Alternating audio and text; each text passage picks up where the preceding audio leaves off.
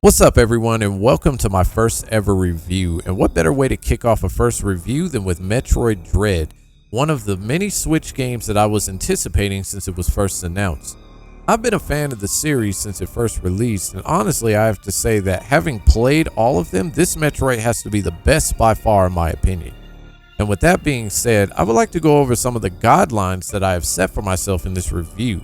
First off, I won't be using the 1 to 10 scale that you would see in some traditional reviews.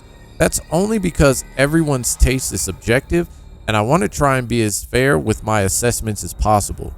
So instead, I will be going off of a recommendation scale, meaning if I dislike a game, I will put it in the category of an avoid at all costs recommendation.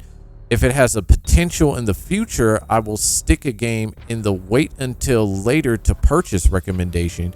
And if a game is really good, then I will stick it in the buy this game immediately category. I also want to stick everything that I will be going over into separate categories, just so that I won't mix myself up in the process of this review. So for Metroid Dread, I will start with the story, then move on to gameplay and controller mechanics, then difficulty and power scaling, and enemies, scenery and graphics, and finally I will move on to my complaints about the game. And with every game this may vary, but this is how I decided to organize everything for this particular title. So now that that's out of the way, let's get started.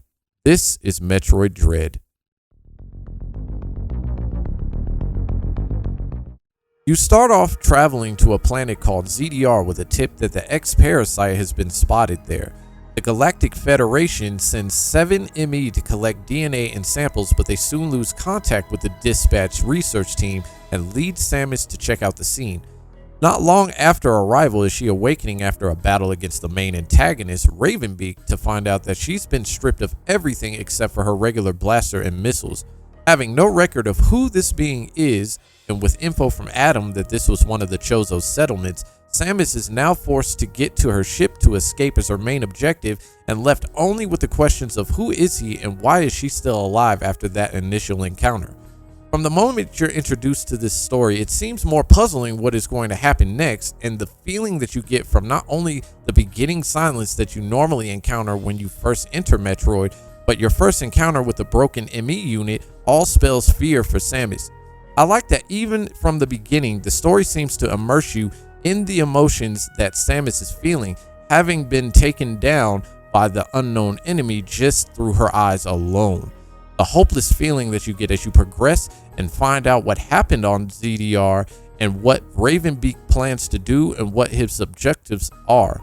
All in all, between that and the empty Chozo settlement, you can expect this story to hold your attention even after your first playthrough.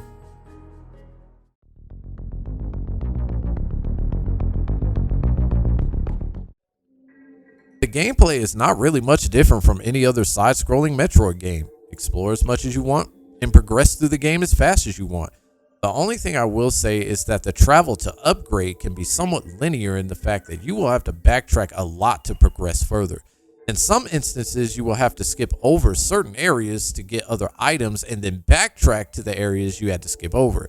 The ME really play a huge part in this, but it doesn't take anything away from the game itself. However, the more items you acquire to progress, the more inconvenient the controls seem to get, especially when you get the temporary Omega Blaster to destroy the ME. I think that's the point though. Inconvenient controls put you in more sense of urgency when fighting certain enemies. Even down to the fact as you gain more abilities, you may start to forget how to use old ones. At least that was the trouble I had. However, each new ability will stay within the confines of the controls of the previous ones. This is one of the few games where inconvenient controls make sense. The one thing I am extremely happy about is the parry system, which gives you a one shot on every enemy that you can parry if carried out with succession. It all meshes together well to further the experience.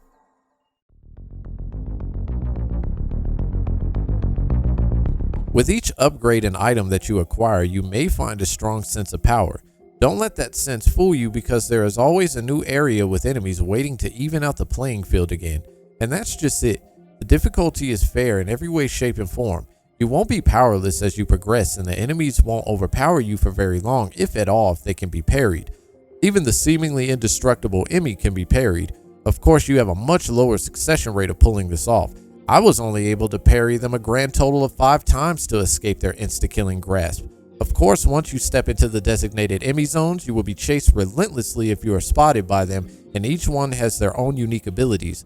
Essentially, they can hear you and will track your last known location. If caught, then you can expect to get chased until you get out of their range. After escaping, simply switch on the Phantom Cloak once you have acquired this ability, or walk out of the Emmy zones. Keep in mind that the Phantom Cloak can run out your Aeon bar and will eventually take your life energy. Also, once an Emmy is defeated, you will get whatever ability they had. So where your chances of parrying them are slim to none, there are still ways to get around these enemies. You can even parry some of the bosses, which will normally allow you free shots on them. Some even take you into a cutscene where you can get as many free shots as you can before going back into the normal arena.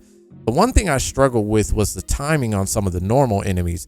Some enemies have a delay in their attacks, which can make it a little difficult to parry and catch the parry window. It often caused me to spam the parry button and miss the next window of opportunity, and some I didn't know if I could parry at all, so I just used normal attacks. If you can tell by now, parrying will save your life, literally. Pull off a successful one and it gives you health. Even if you can't get down this particular mechanic, this game isn't too stingy with the healing and weapon stations. Parrying is very much so emphasized in this game. However, that's not all. Some of the abilities you gain can help you escape danger or even help you gain access to other areas that you wouldn't have been able to get to before, like flash shifting, which also takes from your Aeon bar as well, but doesn't drain your life energy, gives you a chance to shift out of harm's way. All of these elements combined with the challenges that you face from the environment make for a well-balanced game in my opinion.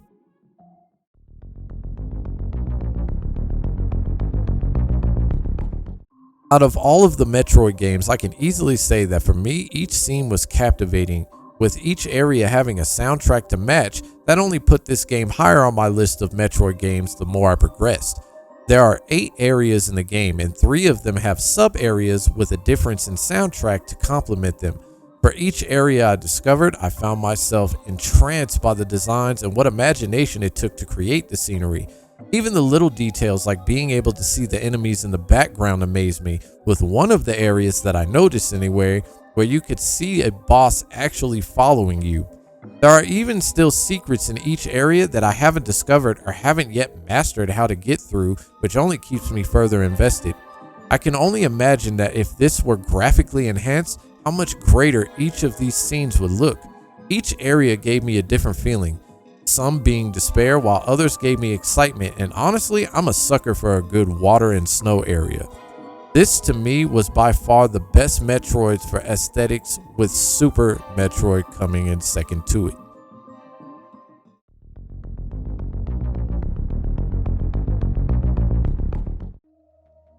While this game is number 1 for me on my list of Metroid games, no game is perfect. I said it before that if this game was graphically enhanced, it would make it that much better.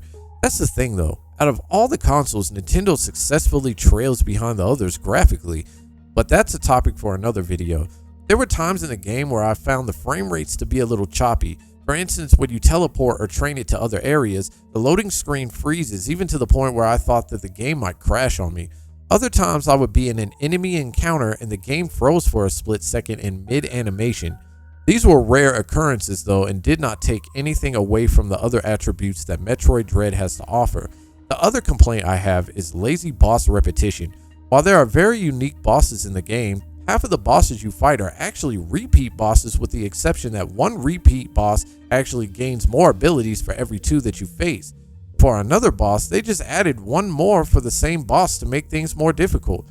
Difficulty is never an issue for me when it comes to bosses. I just find it funny that for such a well-designed and imagined game that they couldn't come up with more bosses than the ones that they had.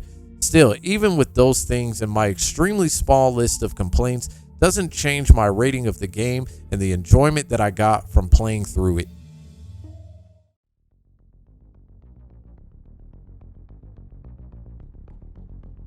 With everything being said, I think it's pretty obvious that I highly recommend purchasing this game immediately.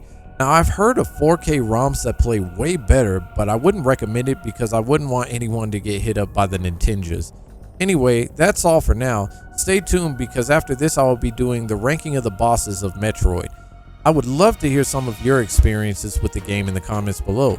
Maybe you found things that I missed, or maybe you found things that you liked and disliked about the game. Until then, you all be easy, and I'll see you next time.